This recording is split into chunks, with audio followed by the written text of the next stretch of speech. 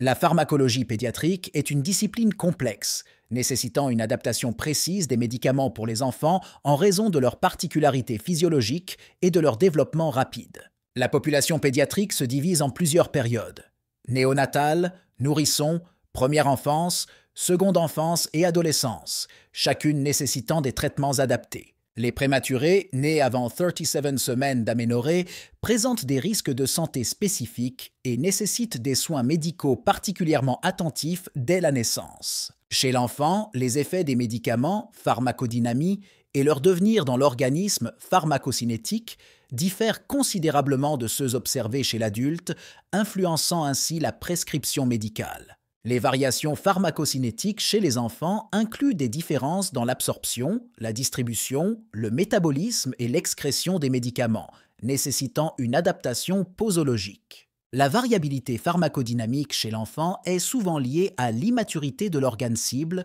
pouvant entraîner une réponse pharmacologique différente par rapport à l'adulte. Les nouveau-nés à terme peuvent être exposés à des médicaments in utero, présenter des carences en vitamines liposolubles et avoir un métabolisme immature affectant leur réaction aux médicaments. Les prématurés, en raison de leur immaturité organique, présentent des risques élevés de défaillance respiratoire nécessitant des interventions spécifiques, comme l'administration de surfactants et de caféine. Chez les prématurés, la prévention de l'hypoglycémie et de l'hypocalcémie, ainsi que la surveillance neurologique et l'antibiothérapie probabiliste, sont essentielles pour éviter des complications graves.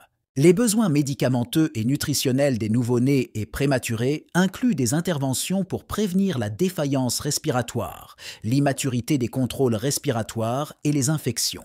Il est crucial de prévenir l'hypothermie chez les prématurés et de les alimenter de manière appropriée pour éviter les infections et autres complications liées à leur fragilité. La surveillance précoce et prudente des antibiotiques, ainsi que la supplémentation en vitamines K et D et en fer, sont essentielles pour prévenir les carences et les complications chez les prématurés. Les nourrissons traversent une période de croissance rapide, nécessitant une surveillance thérapeutique rigoureuse pour les médicaments à faible index thérapeutique ou ceux administrés de manière prolongée. Les médicaments peuvent avoir des effets significatifs sur le développement de l'enfant, nécessitant une attention particulière dans leur prescription et leur administration.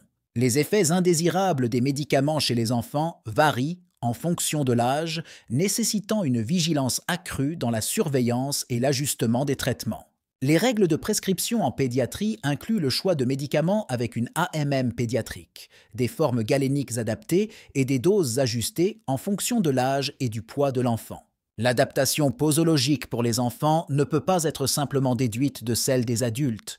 Elle doit tenir compte des particularités physiologiques de chaque tranche d'âge. Chez le nouveau-né, l'immaturité enzymatique, un volume de distribution différent et une clairance rénale faible nécessitent des ajustements posologiques spécifiques pour éviter les surdosages et sous-dosages. Chez le nourrisson, les capacités de métabolisme et d'élimination des médicaments évoluent rapidement, nécessitant des ajustements fréquents des doses pour assurer une efficacité et une sécurité optimales. L'adaptation posologique, basée sur la surface corporelle de l'enfant, est essentielle pour éviter les risques d'inefficacité et de toxicité des médicaments, particulièrement en pédiatrie.